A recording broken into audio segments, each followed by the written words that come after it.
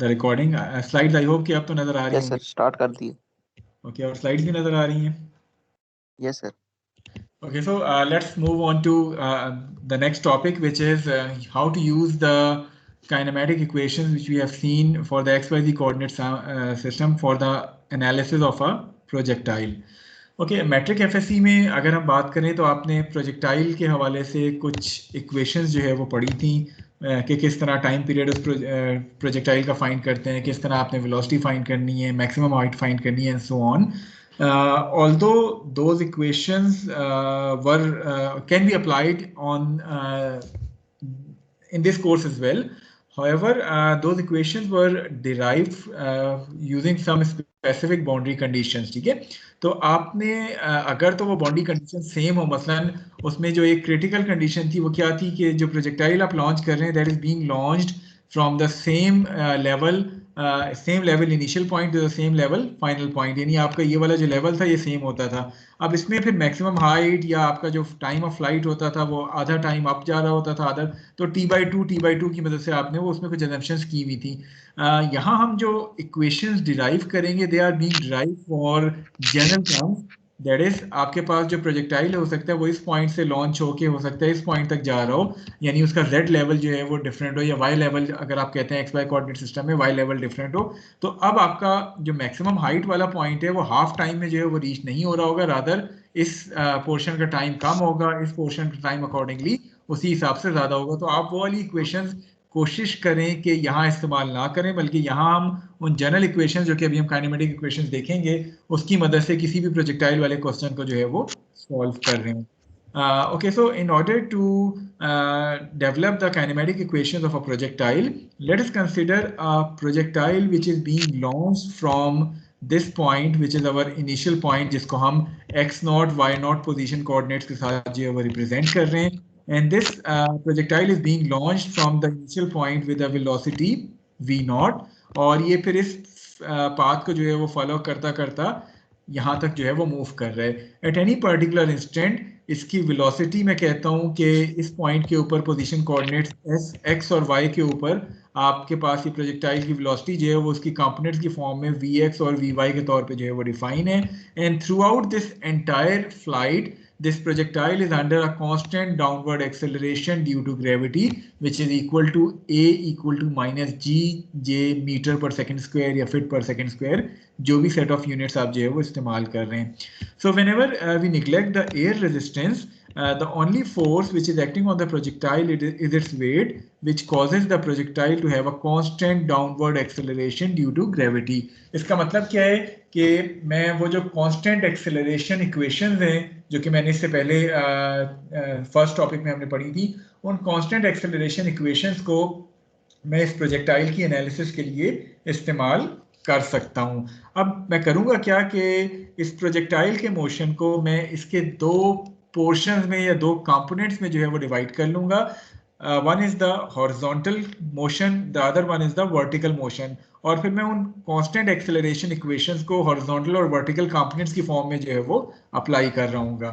वो कैसे अप्लाई करूंगा? Let us first of all consider the horizontal motion of the projectile. अगर आपको याद हो, these were the three original equations constant acceleration की जो हमने चैप्टर के बिल्कुल स्टार्ट में पढ़ी थी. That is v equal to v naught plus act. जब भी एक पार्टिकल कांस्टेंट एक्सेलरेशन के साथ मूव कर रहा होता है तो हमने ये तीन कांस्टेंट एक्सेलरेशन जो है वो इक्वेशन निकाली थी. The second equation was s equal to s naught plus v naught t plus half at square, और v square equal to v naught square plus 2ac s minus s naught. तो ये वो तीन constant acceleration थी. मैं करूंगा क्या कि I am going to apply और I am going to modify these acceleration equation in terms of its horizontal components as well as in terms of its vertical component. मसलन जब मैं हॉरिजॉन्टल मोशन कंसिडर कर रहा हूँ तो again algebraic scalar की मदद से मैं पॉजिटिव राइट ज्वाइन साइड जो है वो डिफाइन करता हूँ. This equation which is v equal to v naught plus act, v would become vx, which is basically the final x component of velocity. v naught would become vx naught, which is the initial x component of velocity. जहां तक ताल्लुक इस third term का है, which is this term act, what is the acceleration component in the x direction? Is there any acceleration along the x axis? क्योंकि अभी हमने बात की थी कि throughout this projectile motion it is under a constant downward acceleration due to gravity.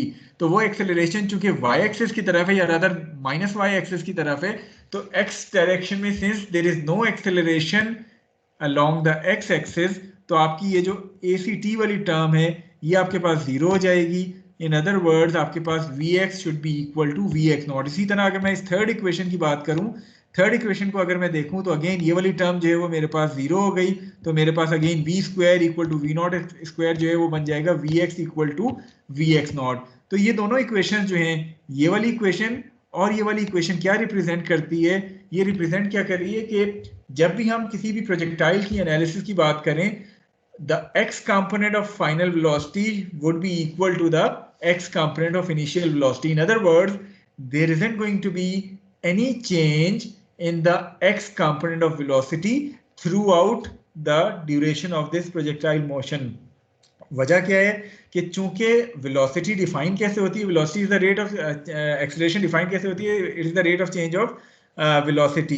In other words velocity में change क्यों आ रही होती है? बिकॉज वो पार्टिकल एक्सेलरेट या डिसेलरेट कर रहा होता है। तो जब उस डायरेक्शन में एक्स डायरेक्शन में किसी किस्म की कोई एक्सेलरेशन नहीं है, तो there shouldn't be any change in the velocity along the x axis. In other words the velocity x component would remain constant throughout the flight. आपका जो वेलोसिटी में चेंज आ रहा होता है वो basically y component of velocity में change आ रही होती है। वाई कंपोनेंट में क्यों चेंज आ रही होती है? क्योंकि acceleration due to gravity y axis में एक्ट कर रही है। तो जब ये पार्टिकल ऊपर की तरफ मूव कर रहा होता है तो उस वेलोसिटी में जो है एक तरह से डिक्रीज आ रही होती है वाई कंपोनेंट में। जब ये नीचे की तरफ मूव कर रहा होता है तो उसमें इंक्रीज आ रही होती है। लेकिन जो भी इंक्रीज डिक्रीज आ रही होती है that is in the y component of velocity. The x component of velocity would remain constant throughout the entire flight of this particle. जो दरमियान वाली इक्वेशन है s equal to s naught plus we naught t plus half a t square, इसमें भी acceleration वाली term अगर मैं horizontal motion में जीरो कर लूं तो मेरे पास जो इक्वेशन बच जाती है that is x equal to x not plus we not x t. ये जो इक्वेशन है ये आप इस्तेमाल करते हैं जब भी आपसे कहा जाए कि इस प्रोजेक्टाइल की रेंज फाइंड आउट करें, बिकॉज इसमें x और x नॉट ये जो कोऑर्डिनेट्स इन्वॉल्व हैं x और x not, x minus x not basically ये वाला कोऑर्डिनेट है। तो ये कोऑर्डिनेट एक तरह से इस प्रोजेक्टाइल की रेंज को डिफाइन कर रहा होता है। रेंज क्या होती है कि कितना x डायरेक्शन में इस प्रोजेक्टाइल ने इनिशियल से फाइनल पॉइंट तक मूव किया है, वो डिस्टेंस अक्सर आपसे पूछा जा रहा होता है फाइंड करने के लिए, तो वो आप इस इक्वेशन की मदद से डिटरमिन कर सकते हैं। तो जब जब आपसे किसी भी प्रोजेक्टाइल के प्रॉब्लम में रेंज फाइंड आउट करने के लिए कहा जाए तो then you are going to use this equation which is x equal to x not plus we not x T. So I hope कि हॉरिजॉन्टल मोशन हर एक को क्लियर है कि हमने उन्हीं तीन इक्वेशंस को x डायरेक्शन में थोड़ा सा मॉडिफाई करके ये तीन इक्वेशंस बना ली हैं, जिनमें से पहली और तीसरी इक्वेशन तो सेम है, दूसरी इक्वेशन हम इस्तेमाल करते हैं रेंज फाइंड आउट करने के लिए। Is it clear to all of you? Yes, sir. Okay, now coming to the vertical motion of this projectile and applying the same kinematic equations of constant acceleration along the y-axis, जिसमें मैं positive जो है वो upward define कर रहा हूँ. So this equation would become, the first equation would become Vy equal to V naught y minus gt. Minus sign क्यों आया है? Because I am taking positive axis upward and acceleration due to gravity is in the negative direction. So that's why आपके पास ये g के साथ negative sign आ गया है.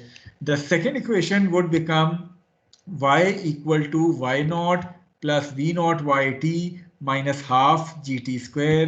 Similarly, the third equation would become vy square equal to v naught y square minus 2g y minus y naught. So again, depending upon the data being given to you, आप इन तीनों equations को जो है वो इस्तेमाल करते हुए vertical motion में अप्लाई कर सकते हैं। मसलन अगर आपसे टाइम ऑफ फ्लाइट कहा जाए तो प्रोबेबली आप जो है वो इस पर्टिकुलर इक्वेशन की मदद से टाइम ऑफ फ्लाइट फाइंड कर सकते हैं। इसी तरह अगर आपसे कहा जाए कि मैक्सिमम हाइट तक का डिस्टेंस फाइंड करें कि ये प्रोजेक्टाइल जो है वो कितनी हाइट तक अटेन करते हैं, तो हाइट का क्या मतलब है, आप y और y नॉट, आप बेसिकली ये वाला डिस्टेंस फाइंड करना चाह रहे हैं जिसमें y और y नॉट इन्वॉल्व है। मैक्सिमम हाइट क्या हो जाएगी y माइनस y नॉट। तो ये दोनों इक्वेशंस, सॉरी ये वाली इक्वेशन ऐसी है जिसमें y और y नॉट इन्वॉल्व है, आप इसकी मदद से भी फाइंड कर सकते हैं। ये वाली इक्वेशन में भी y और y नॉट इन्वॉल्व है, आप इसकी मदद से फाइंड कर सकते हैं, डिपेंडिंग कि आपको क्या डाटा गिवन है और किस तरह से आप y माइनस वाई नॉट करके उसकी मैक्सिमम हाइट जो है वो फाइंड कर सकते हैं। तो जब भी किसी भी प्रोजेक्टाइल का प्रॉब्लम आपको अभी आगे आएंगे, हम 2 या 3 प्रॉब्लम हो सकते हैं आज सॉल्व करें। आपने बेसिकली 3 वर्टिकल वाली इक्वेशन और एक हॉरिजॉन्टल वाली इक्वेशन, इन चारों इक्वेशंस की मदद से किसी भी प्रोजेक्टाइल की एनालिसिस करनी होती है। वो रेंज फाइंड करने के लिए कहा जा सकता है, टाइम ऑफ फ्लाइट फाइंड करने के लिए कहा जा सकता है, आपसे मैक्सिमम हाइट फाइंड करने के लिए कहा जा सकता है, मे बी आपसे फाइनल वेलोसिटी फाइंड करने के लिए कहा जा सकता है। फाइनल वेलोसिटी क्या होगी? फाइनल वेलोसिटी के लिए आपको वेलोसिटी का x कंपोनेंट और वेलोसिटी का y कंपोनेंट जो है फाइनल नोन होना चाहिए, तब आप फाइनल वेलोसिटी जो है वो डिटरमिन कर सकते हैं। तो डिपेंडिंग अपॉन द डाटा आपको क्या गिवन है और क्या अननोन्स हैं, उसकी बेसिस पे आप इन चारों इक्वेशंस में से कोई सी 1, 2 या 3 इक्वेशन या इवन चारों इक्वेशंस अप्लाई करके मुख्तलिफ अननोन क्वांटिटीज जो है वो डिटरमिन कर सकते हैं। So these are the equations which are going to be used for the analysis of a projectile. अब इसमें एक जो अहम चीज़ है जो आपको बताना यहाँ ज़रूरी है, वो क्या है कि आपने इस केस में जो फिगर आपको नज़र आ रही है, आपने ओरिजिन डिफाइन किया हुआ है इस पॉइंट के ऊपर और आपने इनिशियल और फाइनल पॉइंट के कोऑर्डिनेट जो है वो इस ओरिजिन से रेफरेंस करें। So this is the origin point जिससे आपने ये तमाम x not, y not, x और y जो है वो रेफरेंस किए हैं। एक्चुअल प्रॉब्लम्स में हम करेंगे क्या कि ये ओरिजिन डिफाइन करना हमारी अपनी चॉइस है कि मैं ओरिजिन को कहाँ डिफाइन करता हूँ। मैं अगर चाहूँ तो इसको किसी एक फिक्स पॉइंट पे भी रख सकता हूँ, मैं अगर चाहूँ तो अपनी आसानी के लिए ओरिजिन किसी ऐसे पॉइंट पे रख लूँ कि मेरी ये इक्वेशन सिंप्लीफाई हो जाए। मसलन अगर मैं ओरिजिन को प्लेस कर लेता हूँ अपने इस इनिशियल पॉइंट पे जहाँ से मैं प्रोजेक्टाइल को लॉन्च कर रहा हूँ, तो होगा क्या कि मेरी x नॉट और y नॉट जीरो हो जाएंगे, तो मेरी ये टर्म्स जहाँ जहाँ x नॉट y नॉट आ रहा होगा वो उसी हिसाब से मॉडिफाई हो जाएंगी, क्योंकि मेरे पास ओरिजिन डिफाइन हुआ है इनिशियल पॉइंट पे, तो मेरी इक्वेशन ये थोड़ी सी सिंप्लीफाई हो जाएंगी। इसी तरह अगर मैं चाहूँ तो फाइनल पॉइंट पे भी ओरिजिन डिफाइन कर सकता हूँ। उससे क्या होगा कि मेरे पास x और y वाली जो टर्म्स हैं वो मेरे पास जो है वो जीरो हो जाएंगी। तो डिपेंडिंग अपॉन द सिचुएशन जो कि डिपेंडिंग अपॉन द सिचुएशन के ओरिजिनल मेरे पास ओरिजिन अगर डिफाइन नहीं हुआ होगा किसी एग्जाम्पल में या प्रॉब्लम में, तो मेरी अपनी चॉइस है मैं किसी एक ऐसे पॉइंट पे ओरिजिन डिफाइन कर लूँ जहाँ से मेरी इक्वेशन जो है वो थोड़ा सा फर्दर सिंप्लीफाई हो जाएं। तो ये आपकी ओरिजिन डिफाइन करना आपकी अपनी जो है वो चॉइस होती है अगर डिफाइन नहीं हुआ हुआ। और फिर एक दफ़ा आप ओरिजिन डिफाइन कर लें, अपनी एक्सिस के डायरेक्शंस डिफाइन कर लें, उसके बाद फिर आप अपनी इन इक्वेशंस को उसी हिसाब से मॉडिफाई कर सकते हैं। जिस तरह अभी आप देखेंगे प्रॉब्लम्स में, अभी जब हम आगे जाएंगे तो किस तरह ओरिजिन हम डिफाइन करते हैं। लेकिन ज़रूरी नहीं है कि आप फिक्स ओरिजिन ही रखें, आप चाहें तो इनिशियल पॉइंट पे डिफाइन कर लें, फाइनल पॉइंट पे डिफाइन कर लें, या किसी ऐसे पॉइंट पे जिससे ये एक्स नॉट वाई नॉट की कैलकुलेशन जो है वो सिंपल हो जाए, आप उस हिसाब से जो है वो ओरिजिन डिफाइन कर सकते हैं। सो आई होप कि this slide is clear to all of you, या कोई क्वेश्चन है किसी का? क्लियर है सर। क्लियर है, तो चलें अगर ये स्लाइड क्लियर है तो प्रोबेबली हम एक आध प्रॉब्लम इसकी सॉल्व करते हैं, एक आध एग्जांपल, एक आध प्रॉब्लम, जिससे आपको इन इक्वेशंस की एप्लीकेशन को जो है समझने में आसानी होगी। So these are the examples and practice problems, जिसमें से अभी हम कुछ एग्जांपल्स और प्रॉब्लम्स अभी करेंगे, मे बी कोई एक आध एग्जांपल हम शायद नेक्स्ट वीक के लिए भी रख दें अगर आज ना सॉल्व हो सके। लेकिन प्रोजेक्टाइल की प्रॉब्लम्स होती सिंपल ही हैं, आपने इन्हीं 4 इक्वेशंस की मदद से किसी भी प्रोजेक्टाइल की एनालिसिस करनी होती है। Okay, starting with the very first example, which is example 12-1, in which you have a particle, which is this sac, and it slides off the ramp as shown to you in the figure. It slides at point A with a horizontal velocity of 12 meters per second. So it is given to you that these sacs are being launched with the initial velocity of 12 meter per second, and that velocity is going to be along the x-axis. So y component velocity का नहीं है at the initial point. If the height of the ramp is given to you as 6 meter, you need to determine the time needed for these sacs to strike the floor. कि time of flight क्या होगा इन sacs को यहाँ से लेके इस point तक move करने के लिए. The second thing which you need to determine is कि कितनी दूर इस रैम्प से या इस पॉइंट ए से दूर जाके ये तमाम सैक्स जो है वो पाइल अप हो रहे होंगे। In other words, you need to find out this range r के कितनी दूर जाके ये तमाम के तमाम पार्टिकल्स जो है वो वहाँ जाके जमा हो रहे होंगे। सो आई होप कि the problem is clear to all of you. किसी को फिगर के हवाले से कोई डाउट? No sir. ओके अब सबसे पहले हम चॉइस क्या करते हैं कि ओरिजिन हमने डिफाइन करना है। मैं सपोज इस इनिशियल पॉइंट के ऊपर अपने ओरिजिन को डिफाइन कर लेता हूँ, which is this y axis and this x axis. In other words this origin is being defined at point A. अब अगर मैं ओरिजिन डिफाइन करता हूँ इस पॉइंट पे, तो रेंज के लिए अभी हमने कौन सी इक्वेशन देखी थी कि जब जब रेंज फाइंड करनी हो, रेंज के लिए तो एक ही इक्वेशन इस्तेमाल होती है, which is the horizontal motion वाली जो इक्वेशन थी, x equal to x not plus we not x t. लेकिन उस इक्वेशन में आपके पास r यानी x भी अननोन है और आपके पास टाइम ऑफ फ्लाइट भी अननोन है। इट मीन्स कि पहले किसी तरह मैं टाइम ऑफ फ्लाइट अगर फाइंड कर लेता हूं तो मेरे लिए रेंज फाइंड करना आसान हो जाएगी। टाइम ऑफ फ्लाइट के लिए आप कौन सी इक्वेशन का इस्तेमाल करेंगे? कोई आइडिया दे सकते हैं कोई एक वॉलंटियर स्टूडेंट? रिपीट कर दें। मैं कहना ये चाह रहा हूँ कि इसमें दो चीजें पूछी गई हैं, one is the range, the other one is the time of flight. So पहले अगर मैं रेंज फाइंड करने के लिए जाता हूँ तो रेंज के लिए फॉर्मूला है जो अभी हमने इससे पिछली स्लाइड पे देखा था, x equal to x not plus we not x T.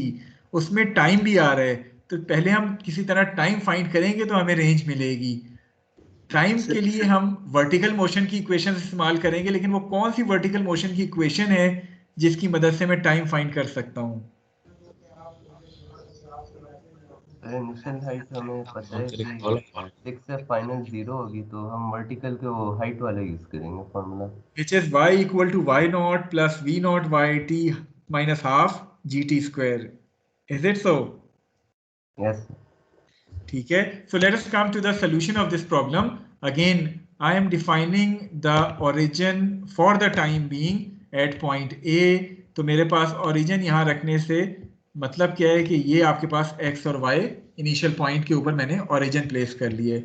So defining the origin at point A and considering the vertical motion first of all from position A to position B and taking positive axis in the upward direction, the equation is y equal to y naught plus v naught yt plus half gt square। तो ये मेरे पास y equal to y naught v naught yt half gt square आ गया है। अब थोड़ा सा गौर से kindly तमाम स्टूडेंट्स देखें, एक एक करके मैं इन कोऑर्डिनेट्स को देखता हूं। The first thing is y naught, that is the initial coordinate, that is the y, kindly अपने माइक्स म्यूट कर दें।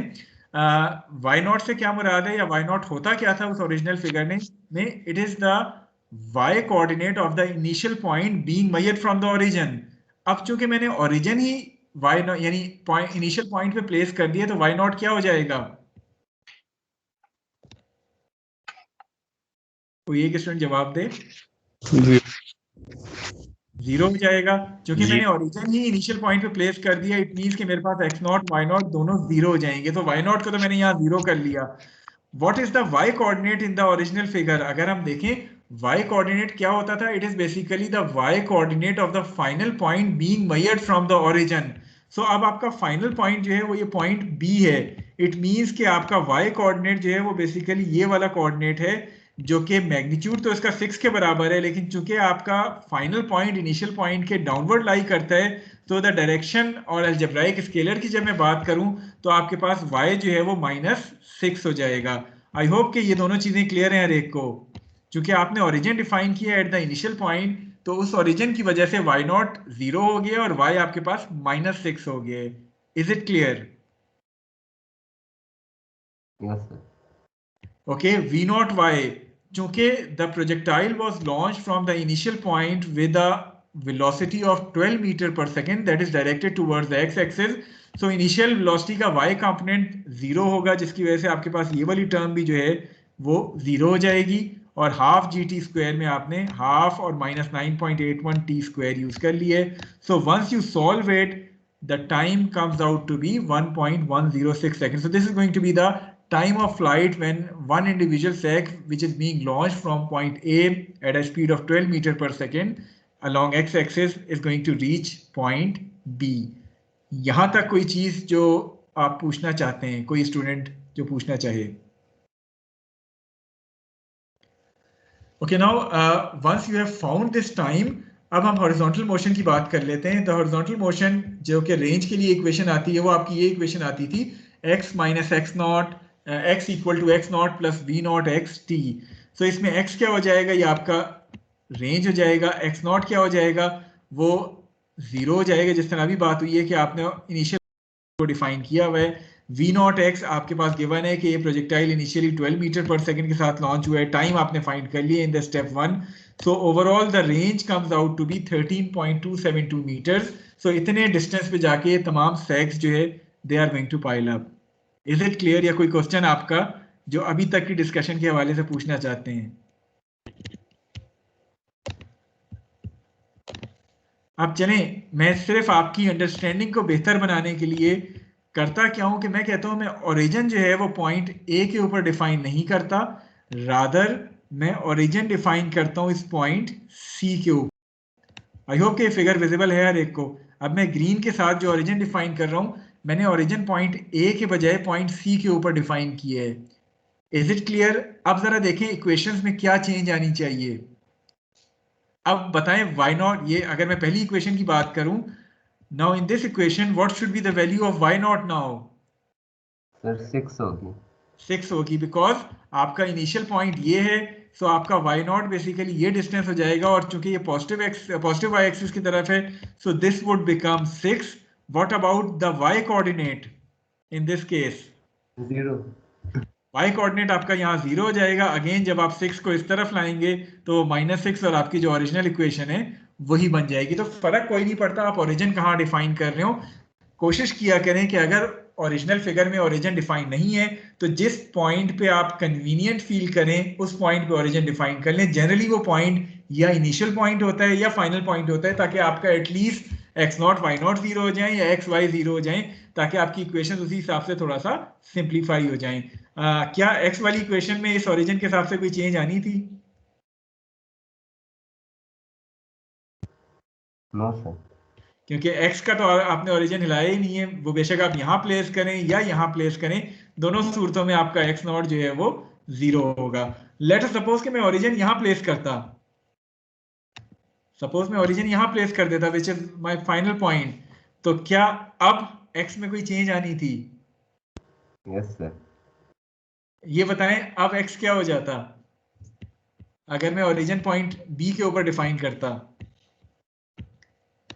सर तो फाइनल पॉइंट 0 होना था और इनिशियल पॉइंट नेगेटिव में होना था। जी, अगर मैं ओरिजिन यहाँ पॉइंट बी पे डिफाइन कर लेता तो मेरी इस इक्वेशन में जो एक्स नॉट था वो बेसिकली माइनस आर हो जाता, जो एक्स था वो मेरे पास 0 हो जाता। अगेन जब मैं इस आर को इस तरफ लेके जाता तो it would become positive r. तो अगेन फर्क कोई नहीं पड़ रहा था मैं ओरिजिन कहाँ डिफाइन कर रहा हूँ, लेकिन अपनी कन्वीनियंस के हिसाब से मैं किसी भी एक जगह ओरिजिन डिफाइन कर लेता और फिर इन इक्वेशंस को उस ओरिजिन के हिसाब से उन कोऑर्डिनेट्स को मॉडिफाई करके लिख सकता था। So is it clear to all of you? किसी का कोई क्वेश्चन इस सिंपल सी एग्जांपल के हवाले से?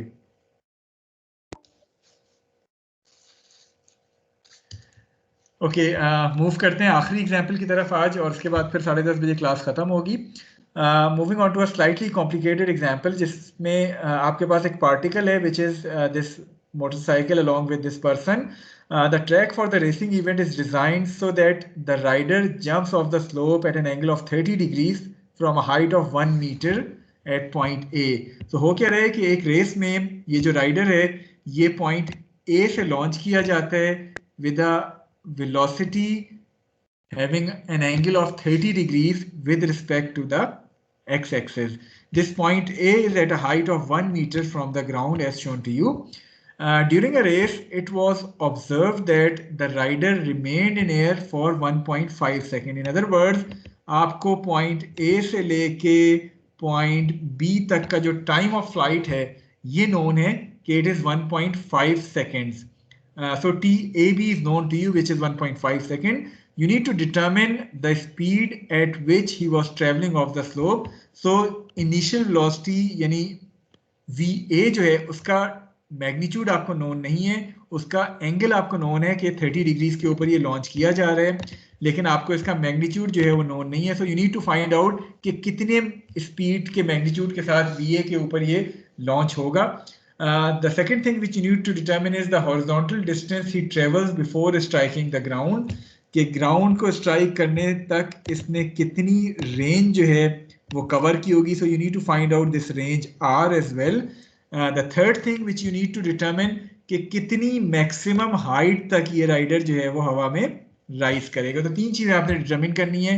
One is the initial velocity magnitude, the second thing is the range R, and the third thing is the maximum height to which this rider is reaches at point C.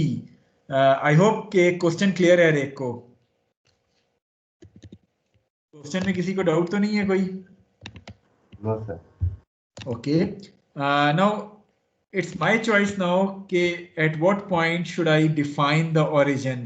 So because अभी हमने जिस तरह बात की थी, हमारी कोशिश क्या होती है कि we will try to simplify our equations by defining the origin either at the initial or the final point. So यहाँ आपने initial point जो point A है इसके ऊपर origin जो है वो define किया है. So the origin is being defined at point A. Origin define करने के बाद next step में आपने किया क्या कि you have defined the origin at point A, and in order to find out the magnitude VA, first of all we are going to consider the motion of this rider from the initial to the final point, that is from point A to point B. अब वो कौन सी vertical motion वाली equation थी जिसकी मदद से हम वो VA डिटरमिन कर सकते हैं? हमारे पास तीन इक्वेशन है वर्टिकल मोशन की, उनमें से कौन सी अप्लाई करेंगे? ऑल्दो आपको स्क्रीन नजर आ रही है. So we are going to apply this equation which is again y equal to y naught plus v naught y t plus half g t square. लेकिन चूंकि अब टाइम ऑफ फ्लाइट हम a से b तक consider करें तो आप देखें मैंने t के साथ जो साथ में एब्रीविएशंस लिखी हैं वो a और b इस्तेमाल किए. That is I am going to consider the motion from point a to point b. थोड़ा सा गौर से इधर देखें. अगर मैंने ओरिजिन डिफाइन किया हुआ है at the initial point, so it means कि मेरे पास y नॉट 0 हो जाएगा which is the y coordinate of the initial point measured from the origin. चूंकि ओरिजिन ही इनिशियल पॉइंट पे डिफाइन है तो y नॉट 0 हो गया. जहां तक ताल्लुक फाइनल पॉइंट के कोऑर्डिनेट्स का है तो फाइनल पॉइंट के कोऑर्डिनेट्स क्या हो जाएंगे? शुड इट बी +1 और -1?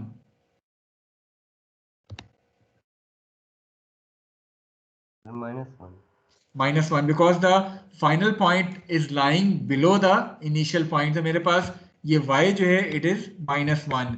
बाकी जहां तक ताल्लुक v नॉट y का है which is the y component of initial velocity, वो मुझे पता है कि this is the initial velocity va, इसका y component क्या हो जाएगा? it is va sin of 30.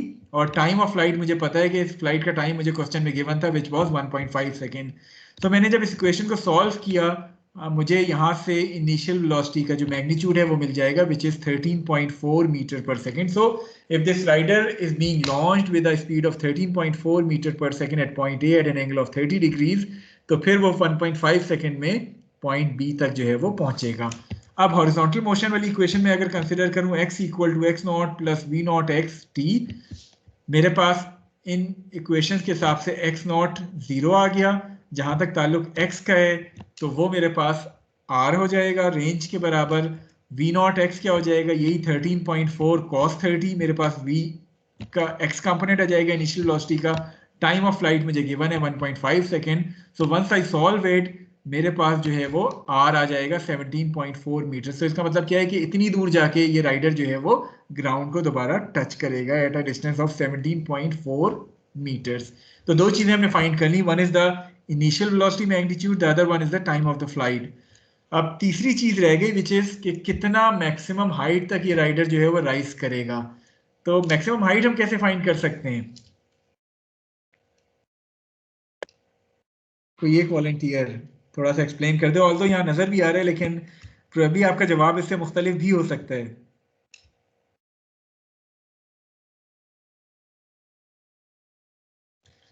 Ji, maximum height के लिए करूंगा क्या मैं कि मोशन जो है वो बजाय कंप्लीट मोशन कंसिडर करने के I am going to consider the motion of this rider from the initial point till maximum height point जो कि point C है. So I am going to consider the motion from point A to point C rather than considering the complete motion. ठीक है, A से C तक का मैं motion जो है वो कंसिडर करूंगा.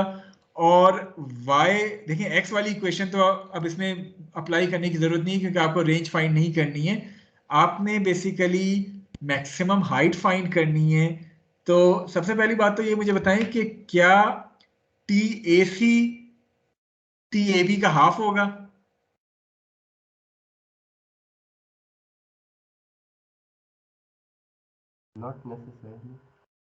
नॉट नेसेसरली या यस और नो? इस केस में ये जो 1.5 सेकंड दिया हुआ है हमें टाइम, क्या मैं उसको आधा करके ये कह सकता हूँ कि A से C तक ये 0.75 सेकंड्स में पहुंचेगा? Yes sir.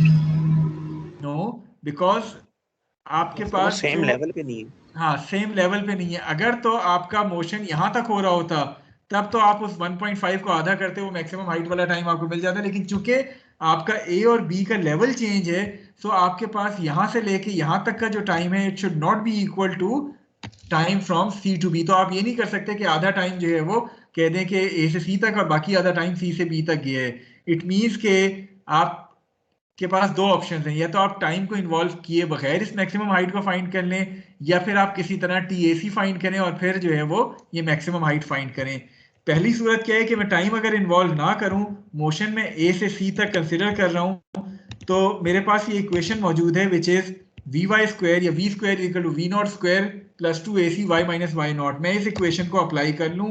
इस इक्वेशन में जो इनिशियल वेलोसिटी है उसका y कंपोनेंट ऑलरेडी मुझे नोन है which is 13.4 sin of 30. What about the y component of velocity once the projectile reaches to point C? Maximum height वाला पॉइंट y कंपोनेंट क्या हो जाता है मैक्सिमम हाइट पे?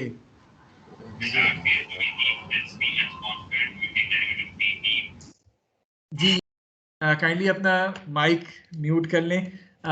तो मैक्सिमम हाइट तक रीच होते होते जो C पॉइंट तक रीच होते होते y कंपोनेंट ऑफ वेलोसिटी जो है वो जीरो हो जाता है। So that's why I have put the value of Vy which is the velocity of this projectile at maximum height point, उसको मैंने जीरो कर लिया है।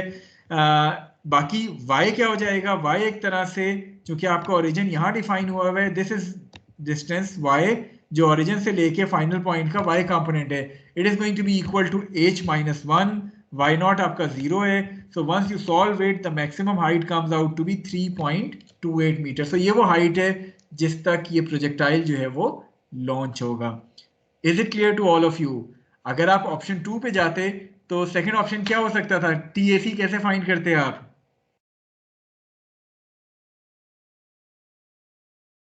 क्या कोई इक्वेशन है जो आपको टाइम की वैल्यू दे दे? Vy equal to V naught y minus GT। आप ये इक्वेशन यूज करके TAC फाइंड कर सकते थे, और उसके बाद y equal to y naught plus V naught YT minus half GT square से भी चाहते तो ये h आपको मिल जाता। लेकिन जब आपको एक स्टेप में without involving time variable height की वैल्यू मिल रही है तो आप उस मेथड नंबर 2 के ऊपर जो है वो नहीं जाएंगे। Is it clear to all of you? तो चूंकि 10:30 भी हो गया है, let me come back to this. हाँ 10:30 चूंकि हो गया है तो let us finish today's class here. Abdullah kindly आप रिकॉर्डिंग अगर स्टॉप कर सकते हैं रिकॉर्डिंग स्टॉप कर दें, और इस रिकॉर्डिंग का ओनर मुझे भी बना दीजिएगा ताकि मैं इसको जो है वो डाउनलोड कर लूँ।